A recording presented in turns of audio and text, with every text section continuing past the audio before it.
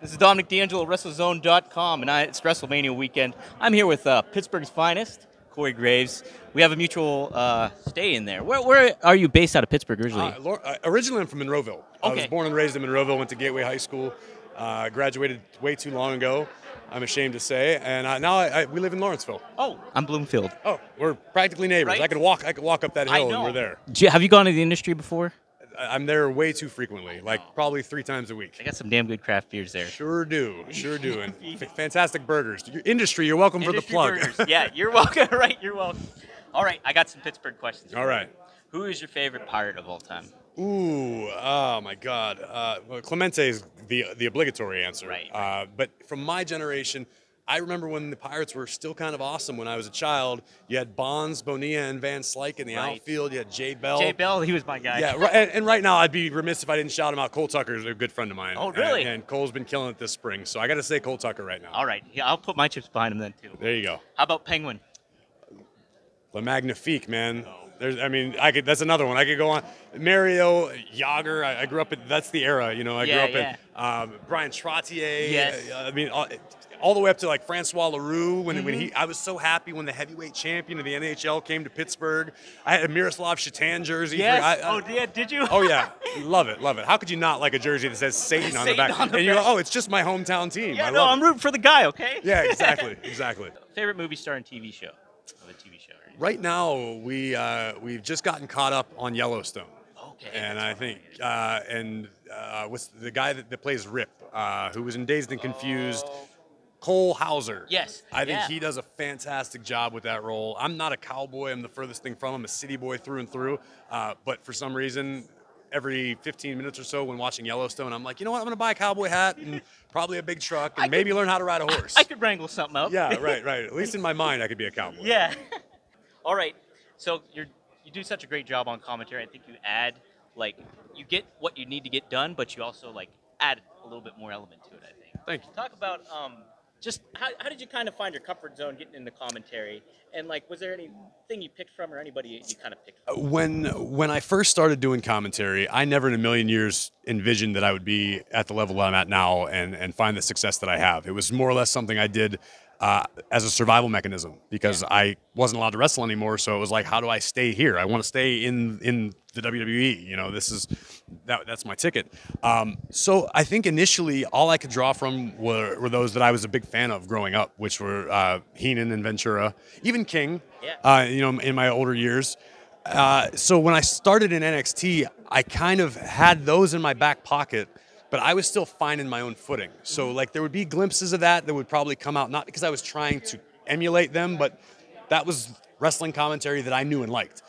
Since then, I've sort of grown and evolved and adapted, and now it depends on what partner I'm working with, what the situation is. I feel like I'm a lot more diverse now in my abilities than just cracking jokes and making one-liners. Now I can tell a story a little bit better. Right. But definitely Heenan and Ventura were my influences, and I like to think I'm kind of growing into my own sort of role because I'm primarily a color commentator. That's what my job is. That's what I enjoy. However, circumstances have necessitated that I take on a little bit more of a play-by-play role at times. And I know I'm not the best at it, but the goal is at the end of the day to avoid letting the ship hit the iceberg. Right. So I grab a hold of the wheel once in a while and we avoid disaster and get on to the next one. Yeah, absolutely. Okay, there's been talk about you stuff like that. When you got that news, because, when you broke the news that you wouldn't wrestle again, I felt that was rough. And so getting the news again, how did that all come to be, and how was that moment? I think it's just it's a testament to how much life changes. That broke my heart. That broke my soul. That was the worst news I'd ever been given in my life at that point, was that I wasn't going to be able to wrestle anymore. I dove in headfirst to the commentary role, and there was so much to learn and so many different avenues and facets of just WWE as a company, and there's so many different roles that people play, and everyone wears 6 hats here. Nobody just does one job. Yes. Excuse me. Been talking too much this morning. Okay, yeah. I need water, too. Yeah, there we go. So if you'd asked me if I'd gotten the news that I was cleared a year later or 2 years later, I'm sure I would have been ecstatic. I would have been through the roof. This was more or less something where I got bored.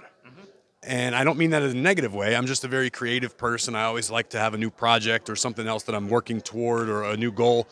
And I went, well, I've called all these WrestleManias. I've done this. I've called every show we have. I've called every Superstars match that can still compete. What now? Yeah.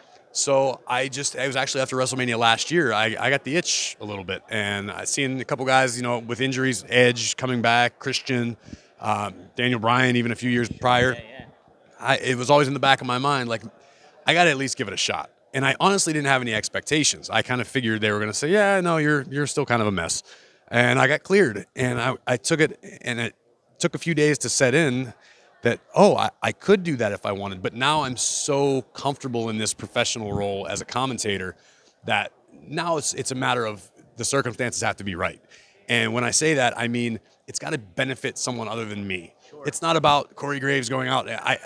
Sure, would I love to be Intercontinental Champion someday? Absolutely, that was always my dream. Right. But realistically speaking, if I can go out there and have some new up-and-coming star kick the hell out of me, or if Brock Lesnar needs to F5 somebody because he's on a rampage, you know, Cole's outgrown that role. Right, yeah. I'm ready to step into that role. Yeah. But, so I'm just going to kind of let the chips fall where they do. You know, it's nice to know that I have that ability should the opportunity arise, but I'm so busy with what I'm doing right now and every day, you know, we'll cross that bridge when we get to it. And you know what? I think that adds to, like, a storytelling aspect of things. You wait for the right moment, pick the right moment. Like, if it makes sense, then that's when. Sure, and I would never want to be one to do anything in lieu of somebody who is putting in the work. Sure, you know, right. And because I've been in that role. I've been in that spot when we were in NXT. Man, why so-and-so got a spot at WrestleMania? I just want to get on the main roster.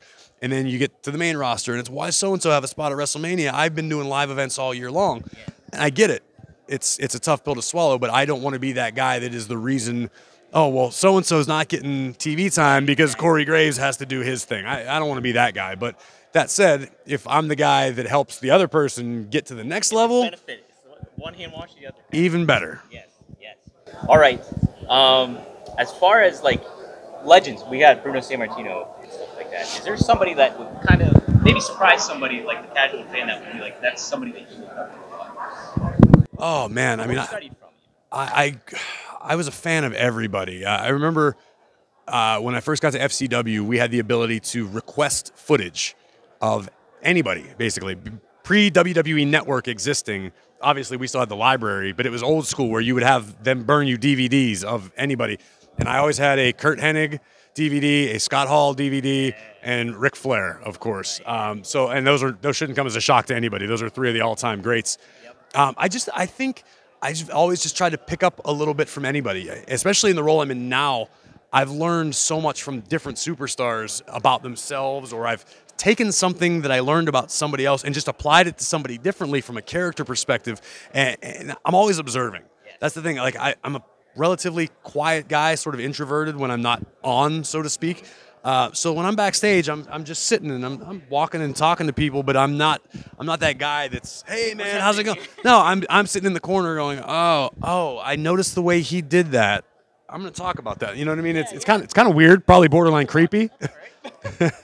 But yeah, so I try to get. I'm so sorry. I've been talking for 2 straight days and I've got 4 ahead of me. Oh God. Yeah, I need some whiskey. That's what it is. That's the secret. Just a little bit of whiskey. That's a good time. Not enough to feel good, just enough to burn all the nonsense out. Hey, it all achieves the same result. That's the important part. All right, I'll let you go then with this. I work at Whole Foods, like I told you. No? I sling produce there. What's your favorite type of produce? Ooh, that's a good question. Big cucumber guy. Cucumbers, fresh cucumbers, sliced up with a little bit of ranch. Yes. That's a Carmela thing. She taught me that because ordinarily, man, I got the diet of like a 12-year-old kid. I want chicken tenders and cheeseburgers and stuff like that.